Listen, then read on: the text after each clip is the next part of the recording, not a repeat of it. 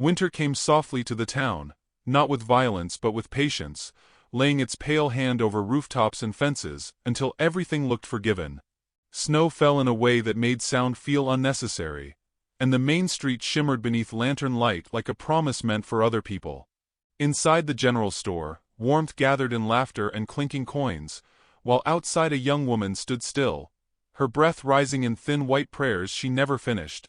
Jennifer Hale was 26, though hardship had taught her to move with the care of someone older, and she watched Christmas through glass as if it were a story written in a language she almost understood. Her coat was too light for December, mended at the elbows with thread she had saved from other people's seams. She pressed her hands together not to warm them, but to keep them from trembling. Inside the window, children pointed at tin toys, their faces flushed with excitement, their mothers smiling without fear of the price. Jennifer smiled too, a small and practiced thing, because envy felt heavier than hunger, and she had learned which burdens to refuse. Still, the question rose uninvited, settling deep in her chest like frost. Is this Christmas only for the rich, or have I simply arrived too early in life? People passed her without cruelty, which somehow hurt more. A nod here, a distracted greeting there, kindness thinned by habit. When Caleb Morris emerged from the store, the cold did not touch him. He wore a fine wool coat and the confidence of a man who had never counted pennies by candlelight. Once, he had lingered near her sewing table, charmed by her quiet laugh and the way her hands made broken things useful again. That had ended when affection met arithmetic. He smiled now, polite and distant, and spoke of weather as if it were the only thing between them. Jennifer answered with grace, though something folded inward, neat and silent. She turned away before he did, choosing the long walk toward the church square, where a modest Christmas gathering was taking shape. Pine branches framed the steps, and a half-built table waited for donations that would never quite meet the need. Bells rang somewhere, their sound softened by snow, and Jennifer felt the familiar pull between belonging and absence. She volunteered without being asked, lifting crates of bread, arranging cups, offering what she always did, her hands and her time. Poverty had taught her usefulness, if nothing else. A child hovered near the edge of the square, his boots too thin, his eyes too old. Jennifer knelt and pressed a warm roll into his palm, closing his fingers around it as if sealing a secret. He grinned, sudden and bright, and ran off before gratitude could embarrass him. Someone watched this exchange from across the street, a presence large enough to change the air without moving. He stood apart, a giant wrapped in a dark coat dusted with snow, his posture calm, his gaze steady. Eli Blackfeather did not step forward. He simply observed, as one does when something fragile must be allowed to remain so. When he finally approached, it was not toward Jennifer but toward the burden she carried. He lifted the other end of a crate with quiet ease, nodding once in greeting. His voice was low when he spoke, the words plain, offering help without performance. Jennifer felt the weight lessen, surprised by how naturally their movements aligned. No questions were asked. No assumptions made. For a moment, the cold loosened its grip, as if warmth had found them by accident. Others noticed him then, some with approval, some with unease, the way towns notice men who do not explain themselves. Eli had always existed at the edges, useful, respected, never fully invited inside. Jennifer sensed this without knowing why, recognizing the shape of it because it matched her own. They worked side by side, silence folding around them like shared shelter. When their hands brushed, it was brief and unremarkable, yet something in her steadied, as if a long-held breath had been released without ceremony. Dusk deepened, and lanterns were lit. The square grew fuller, though Jennifer felt less alone than she had all day. Eli stepped back when the crate was set down, his attention already returning to the work still undone. He did not look at her again, and somehow that felt like respect rather than dismissal. She watched him walk away, his figure tall against the falling snow, and wondered why the sight stayed with her when so much else slipped past unnoticed. She gathered her shawl tighter and resumed her tasks, yet her thoughts moved differently now, slower, less guarded. The town square no longer felt like a stage she stood beside, but a place she might cross without apology. Snow gathered on her hair, melting there, proof of warmth she carried within rather than borrowed from fires she could not afford. Somewhere nearby, voices rose in song, imperfect and earnest, and she felt their meaning rather than their tune. Jennifer did not know the giant man's story, nor did she imagine he knew hers, but the space between them had shifted, subtle as a door left ajar. In that opening lived possibility, fragile and unclaimed. As she looked once more toward the street where he had vanished, a quiet certainty settled over her like the snow itself. Whatever Christmas truly was, it had already begun asking her to stay. Behind her, unseen, a shadow paused at the edge of lantern light, listening, as if the night itself had decided this question would not remain unanswered much longer. Winter was only beginning then. Morning arrived without brightness, as if the sun itself hesitated to intrude on a town that had learned to endure rather than expect. Snow lay undisturbed along the street, softening edges, muting sound, asking everyone to move more carefully through the day. Jennifer Hale woke before the church bell, as she always did, her body trained to rise ahead of comfort. The small room she rented held the quiet smell of starch and wool, of work done long after others slept. She wrapped her shawl close and sat on the edge of the bed, listening to the wind test the window, wondering when survival had begun to feel like a permanent season. She spent the early hours mending, fingers moving by memory, while her thoughts wandered back to the square. The way the crowd had shifted.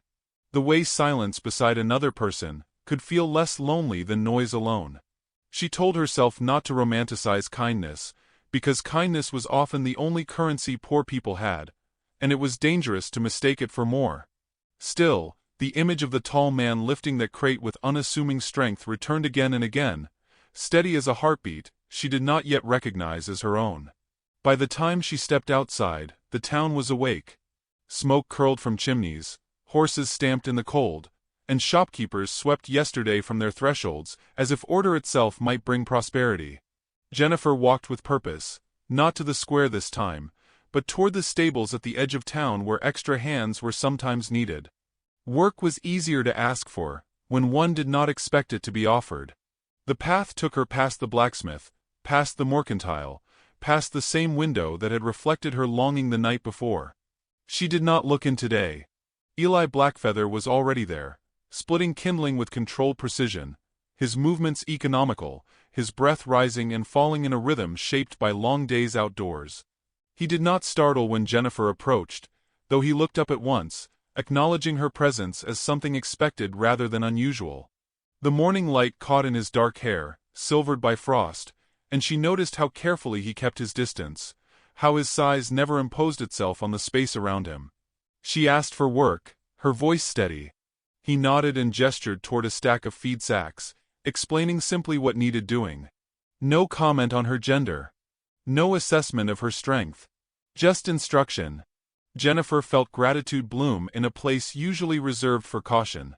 They worked without speaking, the sound of grain pouring, the scrape of wood against stone, the low murmur of animals beginning to stir. Time moved differently there, measured not by coins or glances but by tasks completed and shared effort.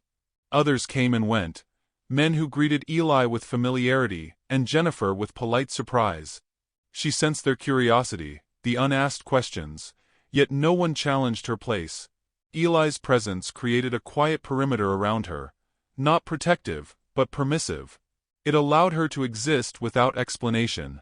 When she stumbled once under a heavy sack, he stepped closer, steadying the load with one hand, his touch brief, respectful, and gone before embarrassment could take root.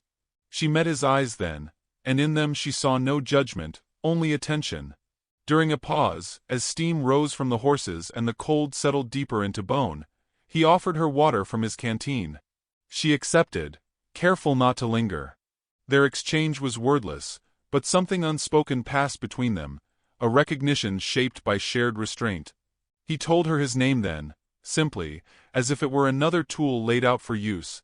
She gave him hers in return, feeling the small significance of being known, even in this limited way. Later, when the work was done, Jennifer returned toward town with tired muscles and a lighter spirit. She stopped at the church to help Mrs. Whitmore arrange donated blankets, folding each one with care, as if warmth itself might be offended by haste. The widow watched her with a softened gaze, speaking of need and gratitude, of how little stretched further when given freely. Jennifer listened, understanding more than she said. Outside, the bell rang, and she imagined Eli somewhere beyond its reach, his day shaped by labor rather than ritual.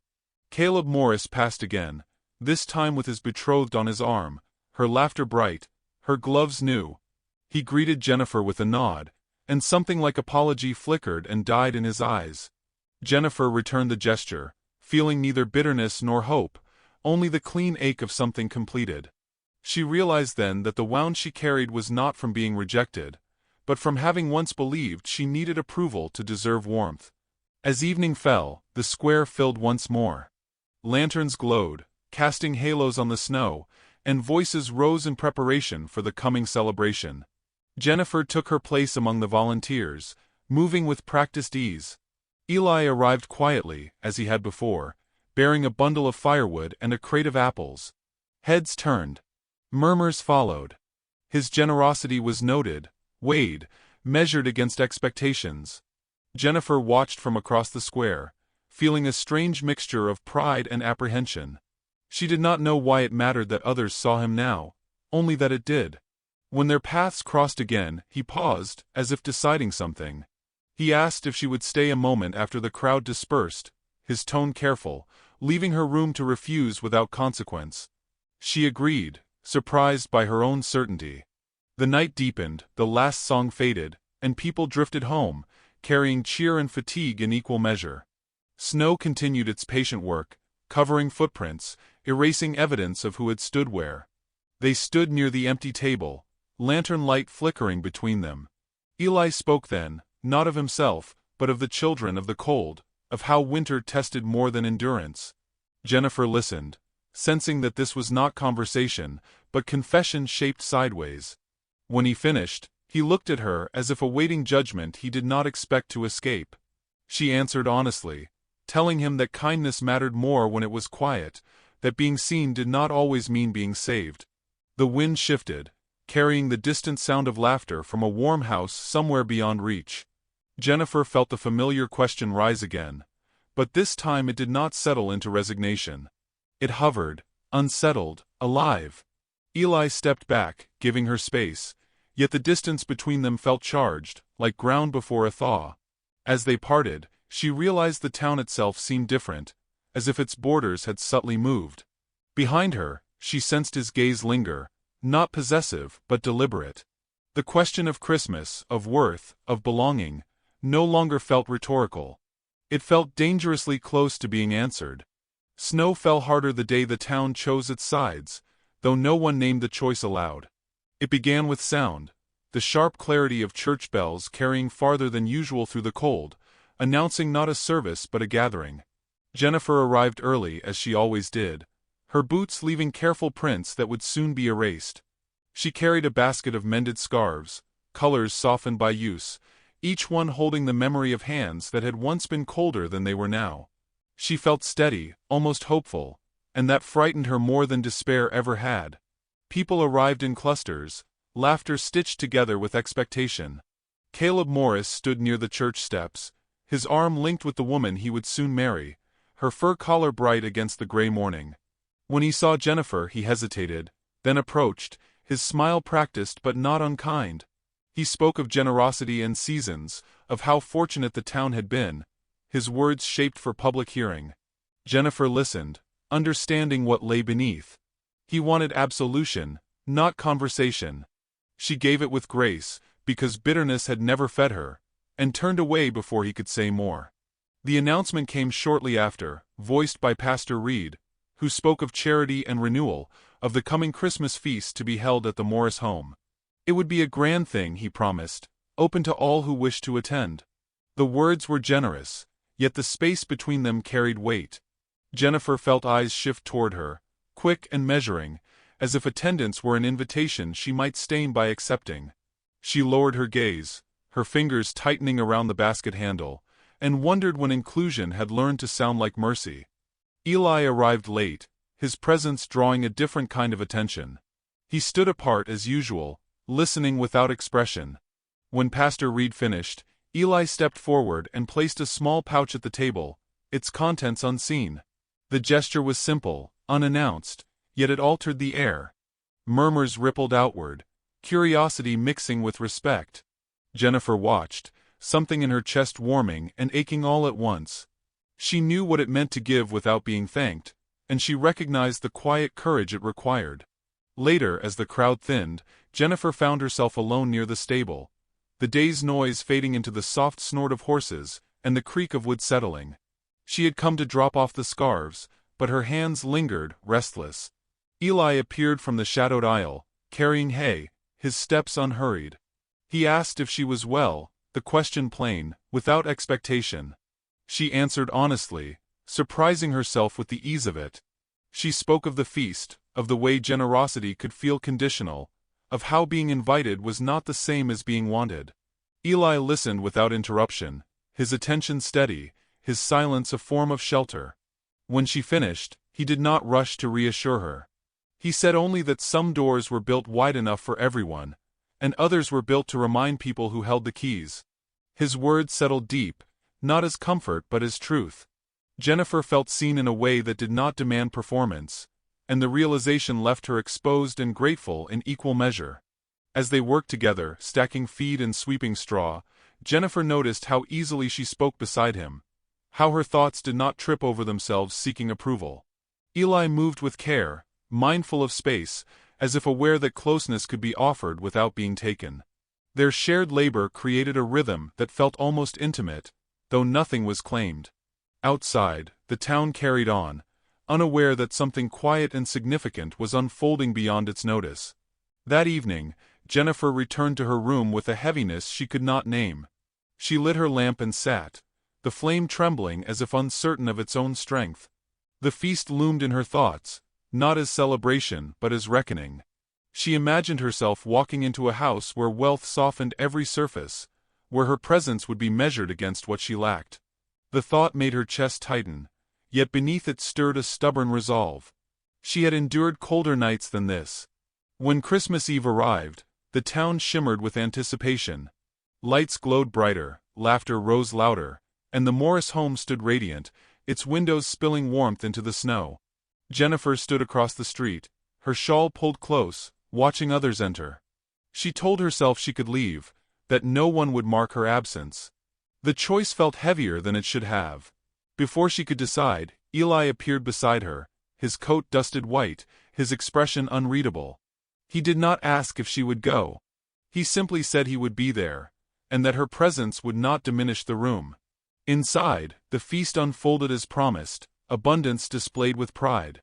Jennifer felt every step, every glance, her awareness sharp. She noticed how voices softened when she passed, how smiles lingered too long. Eli moved through the space with quiet confidence, greeting hosts and guests alike, his belonging unchallenged yet never flaunted. When he reached her side, the noise receded, replaced by a fragile calm. She realized then that the conflict she feared was not with the town, but with the part of herself that had learned to stand apart. As Eli met her gaze, steady and unafraid, she felt the ground shift beneath that belief. The night was not finished asking its questions. Morning after the feast arrived muted and pale, as if the town itself were catching its breath. Snow clung to rooftops and rails, softening every hard line it touched. Jennifer woke with a heaviness that was not sorrow but awareness, the kind that follows when something true has brushed too close to be ignored. She washed her face in cold water, steadying herself, remembering the warmth of lantern light and the steadiness of Eli's presence beside her. For the first time, she wondered not whether she belonged, but whether she dared to stay within the quiet winter morning air alone. She stepped outside into a world hushed by snowfall, streets emptied of celebration yet heavy with memory. The Morris house stood silent now, its grandeur reduced to shadow and chimney smoke. Jennifer passed it without slowing, feeling neither bitterness nor longing, only a measured distance she had earned. People greeted her more openly today, nods lingering, voices warmer, as though last night had altered her shape in their eyes. She recognized the change with caution, understanding how easily welcome could be withdrawn. Respect that depended on proximity to power had never been her refuge, and she guarded it carefully inside. Eli did not seek her out that morning, and she found herself noticing the absence more than his presence before. At the stables, work continued as always, hay lifted, stalls cleaned, breath steaming in the cold. Jennifer joined without being asked, sleeves rolled, muscles aching pleasantly. Eli arrived later, offering a nod that carried both greeting and restraint. They worked parallel, not together, space between them deliberate. She sensed his careful distance and understood it as respect, though part of her wondered if it was also fear, mirrored and shared between two people learning unfamiliar emotional ground slowly together now. By afternoon, whispers followed her openly, not cruel but curious, shaped by a hunger for stories. Someone said Eli had given more than money to the feast, had given effort, dignity, presence. Someone else said Jennifer had stood beside him like an equal. She heard these fragments and kept her head down, because stories could grow teeth if fed too eagerly. Yet a quiet pride stirred, unwelcome and persistent. For years she had been defined by what she lacked. Now she was being noticed for how she stood within the town's shifting moral winter light and uncertain collective gaze forming. That evening, Pastor Reed visited the stables, his presence deliberate, his words chosen carefully. He spoke to Eli of responsibility, of influence, of how actions echoed beyond intention. Eli listened with the patience of stone, absorbing without argument. Jennifer watched from a distance, tension tightening her shoulders. She feared intervention disguised as guidance, the subtle drawing of boundaries meant to protect appearances. When the pastor left, Eli remained still, staring at the empty doorway as though weighing something heavy. Jennifer felt the urge to speak, and the equal urge to wait because some truths needed patience before voicing aloud together. They walked back toward town under a sky bruised purple by dusk, neither leading, neither lagging. The cold sharpened sound, each footstep distinct, each breath visible. Jennifer sensed Eli struggling with words he did not trust yet. She wanted to ease that weight, but resisted, knowing that silence could be a gift. When they reached the edge of the square, he stopped, as if some invisible line held him there. She turned to face him, heart steady, eyes open, ready without expectation for whatever truth the night might finally allow to surface between them in time without fear or retreat. Eli spoke then, not of affection, but of limits. He said the town watched him differently, measured his steps, waited for misalignment. He said he did not wish to cause her harm by association. The words were careful, shaped by years of navigating other people's comfort. Jennifer listened, pain flickering briefly before settling into understanding. She told him she was not fragile glass, that she had endured sharper scrutiny alone. Her voice did not accuse. It simply existed, firm and calm, claiming its right to be heard in a world accustomed to overlooking quiet strength like hers through every season. Their exchange altered something delicate but essential. The air between them no longer held only possibility, but choice. Jennifer felt the risk clearly now, the cost of being seen beside him, and the cost of stepping away. Eli met her gaze longer this time, something unguarded breaking through his restraint. He did not reach for her, yet the space between them felt charged, alive.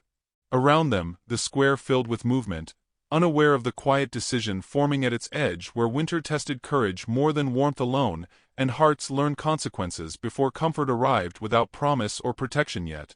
They parted without resolution, each carrying the weight of the other's truth. Jennifer returned home, the path familiar yet altered by thought. She removed her shawl slowly, as if shedding more than fabric. The room felt smaller, but also charged, alive with questions she could not silence. She sat by the window, watching snow erase the street, and considered how courage rarely announced itself. Often, it arrived quietly, disguised as endurance, asking to be recognized before it could act within ordinary moments that demanded quiet, persistent bravery from those overlooked by comfort and certainty like her in this town tonight. Elsewhere, Eli stood beneath a bare tree at the edge of the square, snow collecting on his shoulders.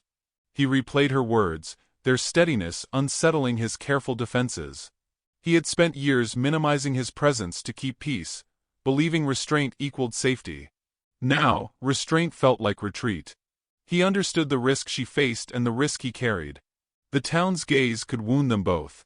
Yet the thought of stepping back felt heavier than the weight of scrutiny he had long endured alone, without companionship, without witness, without shared purpose that gave meaning beyond mere survival in winter like this. Christmas Day approached with deceptive calm, the town preparing for celebration, while undercurrents shifted unseen. Jennifer moved through her hours with care, aware that something awaited her beyond routine. Eli did the same, his decisions forming quietly, deliberately. Neither spoke of the future, yet both felt its pull. The central question remained, no longer abstract. Could kindness withstand scrutiny? Could love, if named, survive a world trained to ration belonging? The answer hovered between them, unfinished, fragile, demanding courage from two people accustomed to enduring rather than claiming joy within a winter that watched closely and waited for choice made. That night, as snow thickened and bells rang faintly in the distance, Jennifer felt the shift settle fully within her. She understood now that the question of Christmas was no longer about wealth, but about courage. Somewhere nearby, Eli stood facing his own reckoning, the same winter pressing on his resolve. They had not spoken again, yet the space between them felt alive, expectant. Tomorrow would demand an answer neither could postpone. The town would watch. Winter would listen. And nothing, after this, would remain unchanged for hearts once awakened, do not return to sleep without consequence or deep transformation. Christmas morning rose slowly, a thin light spreading across the town, as if it were testing whether anyone was ready to receive it. Snow rested untouched on windowsills, and the square waited in reverent silence. Jennifer walked there alone, her steps measured, her breath steady, carrying the weight of all she had not said. The night before had changed something essential, and she felt its pull now, gentle yet insistent, like a hand at her back urging forward without force or fear, only truth asking to be met openly at last. In the clear cold of daylight and choice. Today, Eli stood near the edge of the square, tall and still, his coat dark against the snow. He had arrived early, not to be seen, but to be ready. For years he had learned how to occupy space without claiming it, how to offer strength without invitation. This morning felt different. The town's expectation pressed close, and Jennifer's quiet courage echoed inside him, unsettling old habits. He understood what he risked by standing visible, yet withdrawing now felt like a betrayal he could no longer justify to himself or to the winter watching closely around them both today. Quietly. Waiting. The bells rang, not loudly, but with a clear steadiness that gathered people from every street. Children ran ahead, boots slipping, laughter bright as new snow. Jennifer took her place among them, hands empty, chin lifted. She felt the old instinct to shrink, to make herself smaller than the moment, and she resisted it. Across the square, Caleb stood with his family, comfortable, unquestioned. Their eyes met briefly, and Jennifer felt no sting, only distance earned by truth. She turned away, choosing the present over memory, the possible over the safe and familiar past today. That no longer fit her. Eli watched her do this, the choice written in her posture. Something inside him settled, decisive and clear. When Pastor Reed called for attention, Eli stepped forward, not to perform, but to speak. The crowd quieted, curiosity sharpening. He did not raise his voice. He said that winter tested people, revealed what they valued when warmth was scarce. He said Christmas was not a feast behind doors, but a choice made in the open. Every word carried weight, earned by years of silence now broken without anger, only resolve and care. For truth and belonging shared openly today here together. Murmurs rose, some approving, some uneasy. Eli turned then, not to the crowd, but to Jennifer. He spoke her name, clear and unhidden. He said he had watched her give without keeping score, stand without being invited, remain kind when it cost her. He said he would not stand apart any longer. He confessed his love simply, not as rescue, but as recognition. He asked to walk beside her, to choose visibility together, whatever it cost. The square held its breath, winter listening harder than before. For her answer without pressure, without promise, only truth and hope standing bare now. Jennifer felt the moment expand, time loosening its hold. She thought of cold rooms, of hands ached raw, of windows she had watched from outside. She also thought of quiet labor, shared silence, a gaze that never measured her worth. She answered without grand gesture. She said yes, because being chosen felt different when one had already chosen oneself. She said yes to walking, to risk, to truth spoken plainly. Her voice did not tremble. The answer settled like snow, quiet and decisive, changing the ground beneath them both forever. In that shared public light of morning hope and truth, the town exhaled. Some smiled, some looked away, some reconsidered old assumptions. Children clapped, unaware of stakes. Pastor Reed nodded, a blessing without words. Caleb watched, understanding arriving late, and let it pass. Eli and Jennifer stood together, not touching, yet undeniably aligned. Winter did not retreat, but it felt less cruel. The square resumed movement, life continuing, yet something essential had shifted. Belonging was no longer rationed. It was claimed by courage, witnessed by truth, and held in plain daylight for all to see now. Without apology, without excess, without fear shaping its form or future together today here. Later, as the crowd thinned, Eli walked with Jennifer toward the quiet street. They spoke little, allowing the day to settle. Snow began again, soft and steady. Jennifer felt full, not because something had been given, but because nothing was being taken. Eli felt lighter, as if truth spoken had made room inside him. They stopped where their paths diverged, sharing a look that promised continuation without hurry. The winter remained, but it no longer felt empty. It felt honest, finally met with warmth that lasted. Through choice, through courage, through love named openly today without fear or condition anywhere. Night came early, lanterns flickering alive. Jennifer returned home, heart steady, steps sure. She understood now that Christmas had never belonged to wealth, but to those willing to stand visible. Eli, elsewhere, stood under the same sky, knowing his life had turned toward shared purpose. The town settled, changed by witnessing what it could no longer deny. Snow covered the square, preserving the moment. Tomorrow would bring work, challenge, and scrutiny, but tonight held peace. Love had been spoken, heard and answered, and winter had lost its final argument. For two hearts ready to walk forward together bravely now home. The story did not end there, but it found its center. From that morning, the town remembered how choice reshaped custom. Jennifer and Eli carried forward with patience, knowing love was kept alive by daily truth. Snow would fall again, questions would return, yet they had answered the hardest one. Belonging was not granted. It was chosen. And in that choosing, they found a future wide enough to hold winter and warmth, risk and joy, together without hiding. The lanterns burned low, steady against the dark, guiding them onward into what came next with faith earned, not borrowed or given. Time would test them, as time always does, but the foundation was true. Jennifer no longer measured herself by windows or invitations. Eli no longer hid his presence to keep peace. They met each day with intent, listening when the world pressed hard. Kindness became practice, not performance. The town learned slowly, awkwardly, that love could stand without permission. Winter remained a teacher, but no longer a judge. Together, they carried heat that did not burn, only warmed. It was enough to begin, to continue, to believe again without illusion or fear today, and tomorrow still coming softly near them. And so the question that had opened the season found its answer. Christmas was never for the rich alone. It belonged to those who risked truth, who stood when standing cost, who chose each other openly. Jennifer and Eli had done so, and the town had witnessed it. Snow fell, soft and faithful, sealing the moment. What came next would be built day by day, choice by choice. The path was not easy, but it was true. Winter listened, and at last it answered with silence, making room for love to last beyond season, beyond fear, beyond doubt forever there.